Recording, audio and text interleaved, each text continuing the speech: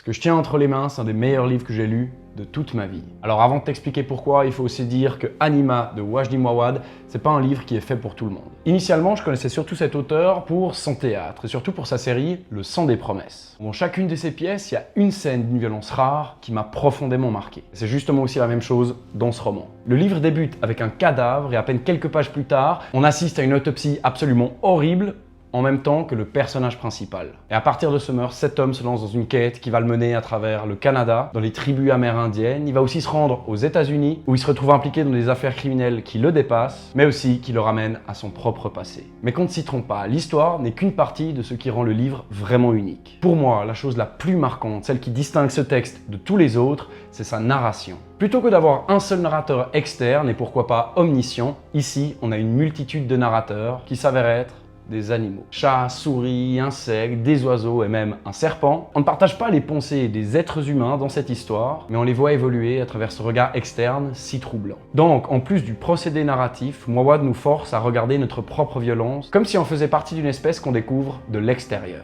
Ce qui est très fort aussi, c'est que l'auteur adapte son style d'écriture en fonction de l'animal qui narre le récit. Pour moi, c'est une prouesse absolue, donc si tu as l'estomac bien accroché et que tu veux découvrir une œuvre unique, ne passe pas à côté d'Anima de Wajdi Mouawad.